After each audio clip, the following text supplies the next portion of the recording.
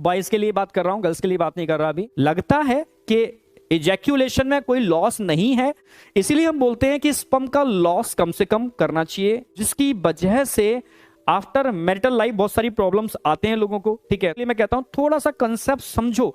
एक स्पर्म को मैच्योर होने में बहुत टाइम लगता है। एक आपको उस एनर्जी को यूटिलाइज करना सिखाते हैं कि इस एनर्जी को यहां से बचा करके दूसरे डायरेक्शन में कैसे यूटिलाइज करना है। आपको सुन के ताज्जुब होगा, समझ रहे हो, मतलब थोड़ा सा मैं टॉपिक से हट रहा हूं।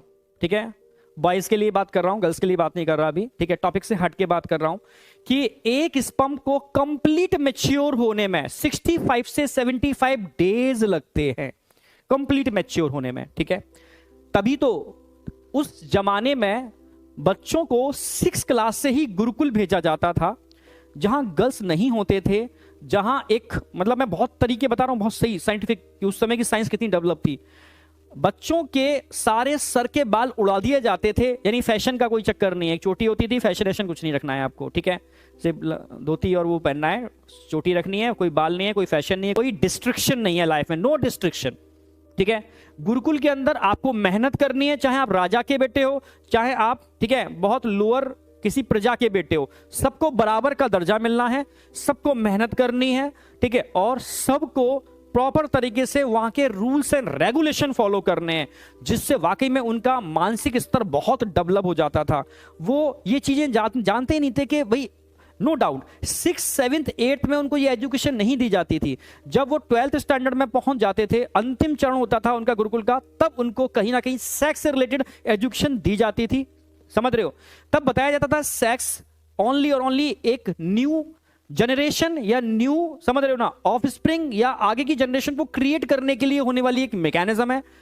ठीक है, जो इसमें पड़ गया वो गया। ठीक है, यानी तब तक जब तक वो एज आती थी, यानी 21 वाली एज मान के चलो, तब तक उन बच्चों का टेस्टिस का एपिथेलियम बड़ा स्ट्रांग हो जाता था। ठीक है, इसलिए वो बहुत बलशाली हुआ करते थे। ठीक है, और वो समझते थे किस चीज को कहां यूटिलाइज करना है। पहले ही बोल रहा हूं, मैं टॉपिक से भी हट गया हूं। ठीक है, पर एज अ टीचर मुझे थोड़ा सा बताना पड़ेगा, क्योंकि टॉपिक ये वाला आ गया है इसलिए। ठीक है, इसीलिए हम बोलते हैं कि स्पर्म का लॉस कम से कम करना चाहिए। ठीक है, कम से कम, मैं ये नहीं कहा कि, क्योंकि ये मैकेनिज्म है, स्पर्म रिलीज होगा, ठीक है, फिर मैच्योर होगा। मैच्योर होने का प्रॉपर टाइम देना पड़ेगा, क्योंकि स्पर्म के मैच्योरेशन, स्पर्म का फॉर्मेशन जर्मिनल एपिथेलियम से बन रहा है, जो पूरा मैकेनिज्म बताने वाला हूं मैं। ठीक है, तो उस जर्मिनल एपिथेलियम को मैच्योर होने के लिए आपको पर्टिकुलर एक एज तक का टाइम देना पड़ता है। उस एज के बाद जब वो इतनी मैच्योर हो जाती है, फिर उस पर कोई फर्क नहीं पड़ता। पर आज की डेट में जो डिस्ट्रिक्शन इन डिवाइस की वजह से हो रहा है, तो समझ ही रहे हो कि दिक्कत क्या आ रही है। उसकी वजह से जर्मिनल एपिथेलियम मैच्योर नहीं हो पाती, अर्ली स्टेज में ही वो इमैच्योर रह जाती है,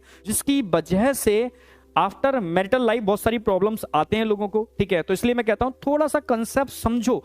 एक स्पर्म को मैच्योर होने में बहुत टाइम लगता है। एक स्पर्म वो सेल है, वंडर सेल कह सकते हो, जो एक लाइफ को जनरेट करती है। ठीक है, एक जिंदगी को बना रही है। लगता है कि इजैक्यूलेशन में कोई लॉस नहीं है।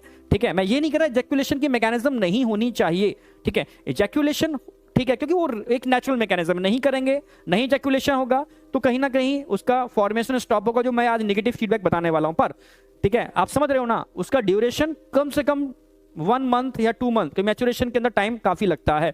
Per day millions gamete mature होते हैं, पर डे सीक्वेंस अगर देखोगे, पर डे मिलियंस मैच्योर हो रहे हैं, तो ऐसी कोई दिक्कत नहीं है। बट फिर भी मैंने समझा दिया कि उस स्पर्म को बनाने में लॉट ऑफ एनर्जी, मैच्योरेशन में लॉट ऑफ एनर्जी और बॉडी का बेस्ट प्रोटीन लगता है, जो एक लाइफ को जनरेट करने के लिए रिस्पॉन्सिबल सेल है।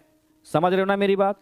तो ये नॉर्मल सेल से हटके है, तो उसका प्रोटेक्शन और उस एनर्जी को अगर हम अलग डायरेक्शन में मोल्ड कर लेते हैं, वो हर किसी के बस की बात नहीं है। उसके लिए तो पूरा का पूरा आपको एक टॉप टीचर्स की रिक्वायरमेंट होती है, जो गुरु टर्म यूज करते हैं। ठीक है, आपको उस एनर्जी को यूटिलाइज करना सिखाते हैं कि इस एनर्जी को यहां से बचा करके दूसरे डायरेक्शन में कैसे यूटिलाइज करना है, ब्रेन के डेवलपमेंट के लिए या अपने।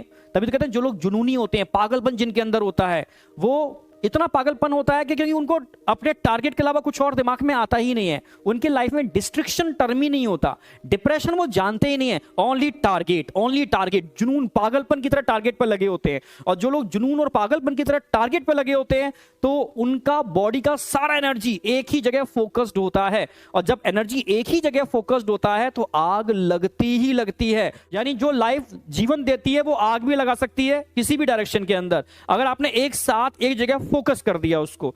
तो मैं वही कह रहा हूं कि यार हमारे अंदर नो डाउट बेटा बहुत असीम एनर्जी है, अगर आपने उस एनर्जी को एक डायरेक्शन में लगा दिया, ठीक है, तो कुछ भी हो सकता है, कुछ भी कर सकते हो आप, नथिंग इम्पॉसिबल। ठीक है, तो समझ में आया।